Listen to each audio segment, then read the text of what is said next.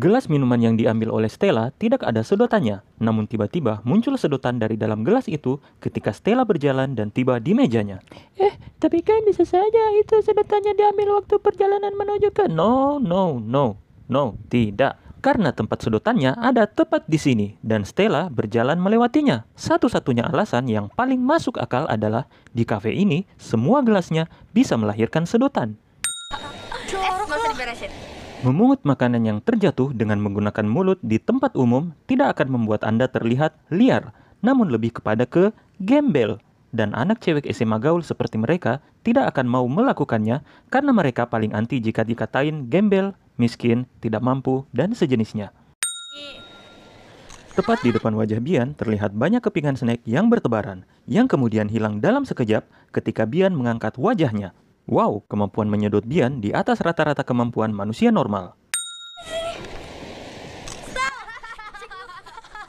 Stella mencoba mengambil foto sebuah buah yang dimiliki oleh Bian dengan menggunakan kamera HP-nya. Lalu kemudian mereka berdua menertawai hasil foto tersebut. BTW, HP yang dimiliki Stella adalah Sony Ericsson P900, di mana HP tersebut masih menggunakan kamera VGA. Jika Anda menggunakan kamera seperti itu sambil berusaha menggoyangkan tangan Anda dengan cepat ketika sedang mengambil foto, maka hasil fotonya kurang lebih akan seperti ini. Dan mereka berdua menertawai foto seperti ini. Memangnya apa yang lucu dari foto seperti ini? Mengulangi keanehan yang baru saja saya jelaskan. Oi, foto kayak gini lucunya tuh di mana sih? Diketawain kok sampai 3 kali. Ini nih tipe-tipe om yang takut sama bininya. Itu tuh seniman tuh. Bau. Mereka bertiga bisa membaca sifat, pekerjaan, bahkan aroma seseorang hanya dengan sekali saja melihat penampilan orang tersebut dari luar. Itu artinya mereka tinggal selangkah lagi untuk bisa menjadi dukun. Guys,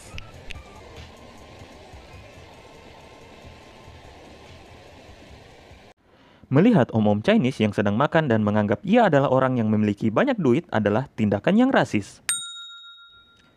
Bagaimana mungkin Anda mampu mengeluarkan uang sebesar 10 juta untuk membeli sesuatu, tapi tidak berpikir untuk mau membayar 100 hingga 200 ribu agar bisa mendapatkan tempat yang nyaman untuk bisa menikmati barang yang Anda beli dengan lebih pantas, malah memilih toilet?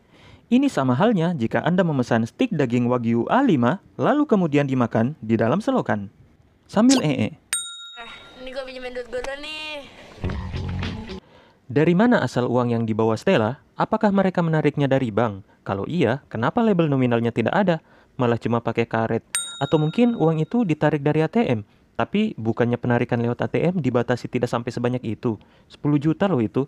Kecuali jika Stella menggunakan ATM atas nama papanya yang pejabat, yang berarti bahwa papanya Stella cukup gila karena membiarkan anaknya menggunakan tabungan atas namanya yang berisiko berujung berurusan dengan KPK karena aliran dana gelap. Ya, uang ini kan karena hasil gelap-gelapan. Ketiga cewek ini berencana berkeliling mall untuk berbelanja. Namun anehnya, tak satu pun dari mereka yang membawa tas, dompet, atau sejenisnya. Jadi, uang segopok ini yang mau dipakai belanja disimpan di mana? Kalau disimpan di saku baju atau di rok, pasti kelihatan karena nyeplak. Masa iya disimpan di... sudahlah. Sangat aneh jika Anda menumpuk barang sebanyak itu di sebuah toko di mall, tapi tak satupun pegawai toko yang datang menghampiri Anda. Ya, setidaknya untuk sekedar membantu atau menanyakan, maaf dek, itu barang jualan semua loh. Itu rencananya mau dibayar kan, bukan cuma diobrak-abrik doang. Kantor security dekat sini loh. Seorang seksi dancer di klub malam yang masih perawan. Bian terlihat mengunci pintu depannya ketika ia masuk ke dalam rumah. Namun beberapa saat kemudian ketika ia hendak keluar rumah, ia bisa membuka pintu depannya dengan mudah tanpa membuka kunci terlebih dahulu. Sungguh kekuatan tangan yang luar biasa. Ketika hendak minggat dari rumah, Bian memasukkan beberapa hal ke dalam tas untuk dibawa, yaitu kemeja putih atau mungkin baju seragam sekolahnya, sweater pink, laptop, pemutar CD portable, dan sebuah poster. Udah, itu aja. Yang berarti, Bian adalah seorang gadis perawan yang tidak peduli dengan pakaian dalam. Mencoba menggunakan lagu metal untuk menenangkan seorang wanita yang galau berat karena rumah tangganya yang berantakan adalah hal yang aneh.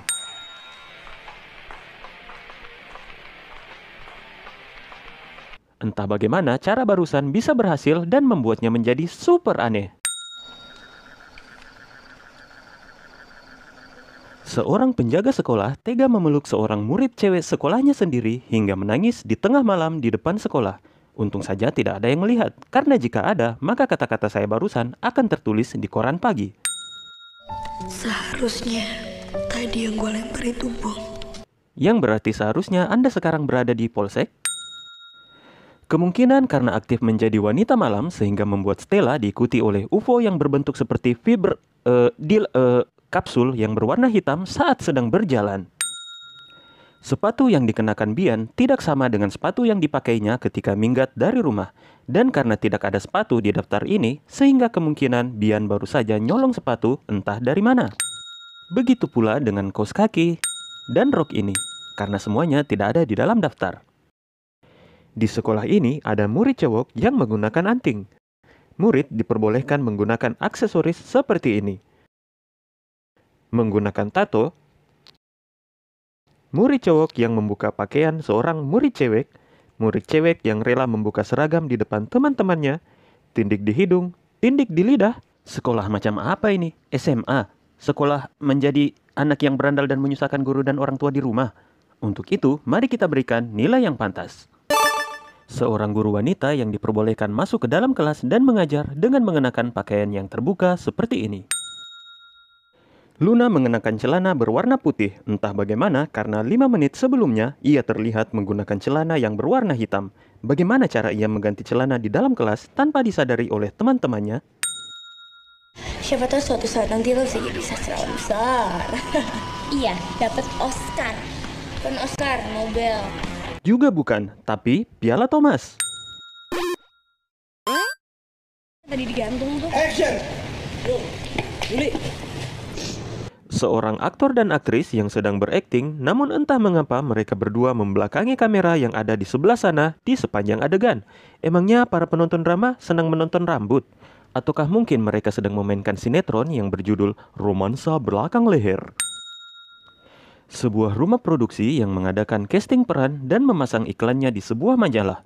Namun entah mengapa yang datang untuk casting hanya 3 orang. Itu pun yang 2-nya cuma niat ngantar. Jadi resminya yang datang untuk casting hanya 1 orang saja. Emangnya minat untuk menjadi artis serendah itu ya? 107. Ini tentang Bian hanya butuh melihat naskah selama 3 detik untuk mampu menghafal dialog dan adegan sepanjang 120 detik penuh. Beribu-ribu bahkan berjuta-juta sel sperma siap membuahi sel telur. Tidak ada seorang pun guru biologi di dunia ini yang menggunakan kata beribu-ribu untuk dikaitkan dengan jumlah sel sperma manusia, karena mereka sudah pasti tahu kalau jumlahnya lebih dari jutaan. Beribu-ribu sperma lalat. Siapa di antara kalian yang sudah punya pacar?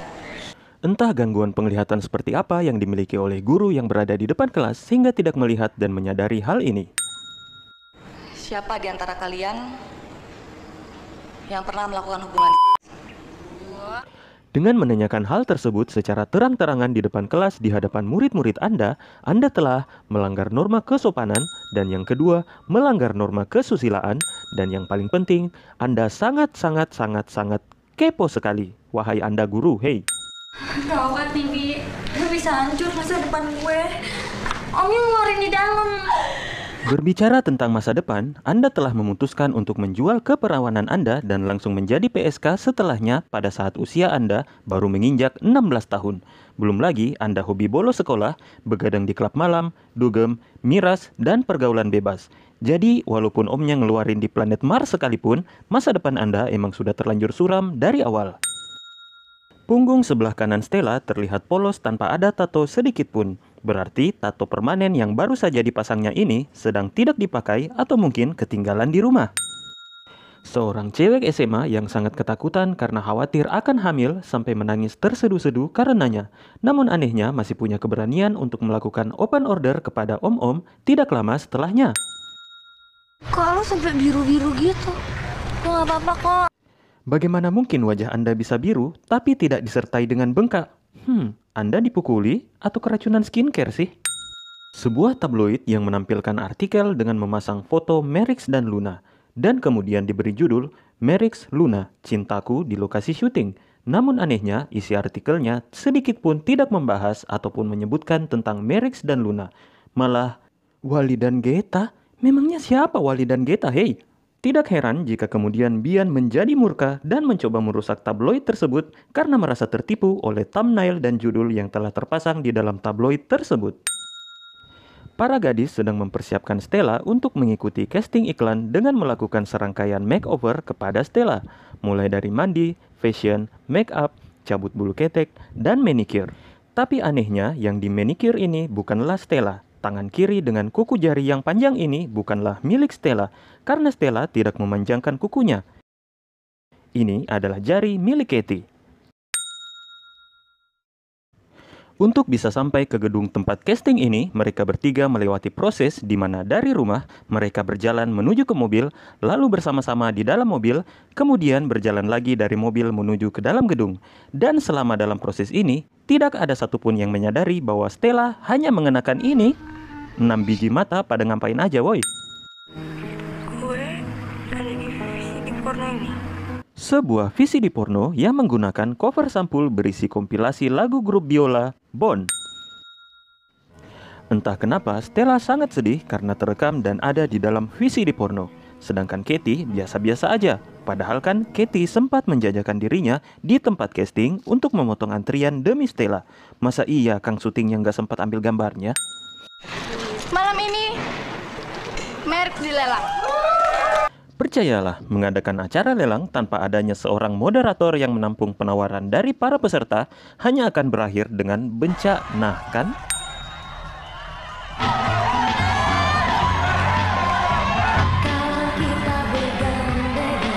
Jika terjadi sebuah kekacauan, maka untuk menghentikannya, segeralah naik ke atas meja dan mulailah menyanyikan sebuah lagu tanpa mic, alias lip sync.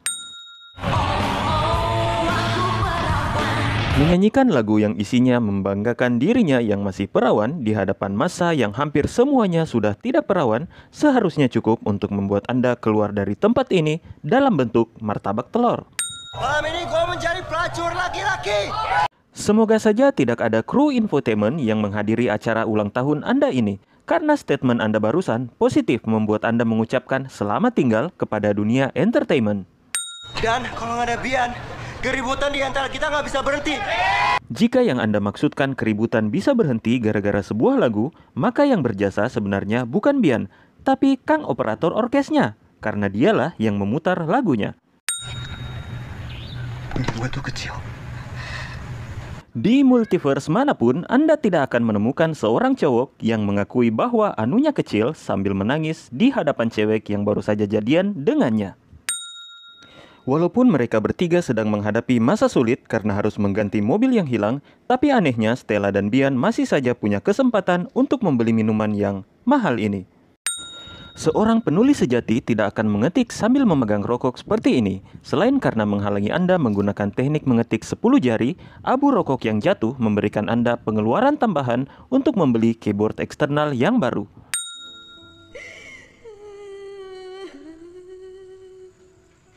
Tulisannya bagus sekali, Non. Ya iyalah, karena itu kan diketik di laptop pakai Microsoft Word. Fontnya emang bagus-bagus tuh. Kenapa nggak dijadiin novel saja? Jika yang Anda maksud itu adalah kandungan tulisannya yang bagus, bagaimana bisa Anda menjudge seperti itu? Yang Anda lihat kan cuma satu layar saja. Iya, tinggal Jerman sama Belanda aja. Ah, ambil Belanda boleh lah. Sewaktu Bian baru masuk di dalam kamar hotel, Om penjudi sedang bercakap lewat telepon mengenai Jerman dan Belanda. Dan ketika Bian keluar dari kamar, Bian memperlihatkan cek yang menunjukkan kalau hari itu adalah tanggal 10 Agustus 2004. Padahal pertandingan Jerman melawan Belanda di tahun 2004 terjadi di bulan Juni 2004. Itulah sebabnya Bian keluar kamar sambil menangis. Padahal ia tidak diapa-apakan oleh omnya. Bian menangis karena ia disekap selama 2 bulan oleh omnya di kamar hotel. Sebuah tabloid yang menuliskan Stella, artis pendatang baru, muncul di VCD porno. Artis? Orang yang cuma ikut 2 kali casting dibilang artis? Tabloid macam apa ini? Sebuah stasiun TV yang tidak tahu bagaimana caranya menggambar logo untuk stasiun TV-nya. Hanya ada satu siaran TV di dunia ini yang membuat toko elektronik terpaksa memutar siaran yang sama di semua TV yang ada di situ. Baca tuh yang bagian hotel. Lu nggak ngasih endingnya sih, gue pengen tahu gitu. Jadi, Bian merilis sebuah novel untuk pertama kalinya yang isinya kurang lebih adalah sebuah buku harian dari seorang ABG SMA yang endingnya tidak ada dan laku. What the... Mas kameramen, tolong yang diambil muka ya. Jangan pundak, muka. Muka. Tahu muka nggak? Ya elah.